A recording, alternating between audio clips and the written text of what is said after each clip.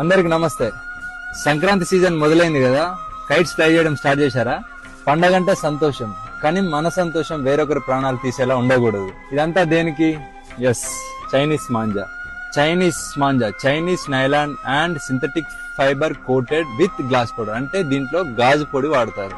చూడండి, ఇది ఒకసారి చూసారు కదా, ఇది మనం మెడకు తగిలితే ఏంటిది పరిస్థితి? ఇది కేవలం దారం కాదు, షార్ప్ నైఫ్, గాల్లో వేలాడే కత్తి, అదృశ్య కత్తి. 2-వీలర్ రైడర్స్ కి, యానిమల్స్ కి, బర్డ్స్ కి ఈ చైనా మాంజా తగిలి డీప్ కట్స్ జరిగి, హెవీ బ్లీడింగ్ జరిగి ప్రాణాలు పోతున్నాయి. వీటి వల్ల చాలా మంది జీవితాలు నాశనం అవుతున్నాయి. ఒక్క చిన్న సరదా ఎన్నో కుటుంబాల్లో తీరని శోకాన్ని మిగులుస్తుంది.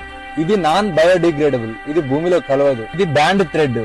ఈ మాంజా ఎవరైనా ఇల్లీగల్ గా అమ్మితే మీ నియరెస్ట్ పోలీస్ స్టేషన్ లో రిపోర్ట్ చేయండి. చైనా మాంజా అమ్మడమే కాదు, కొనడం కూడా నేరమే.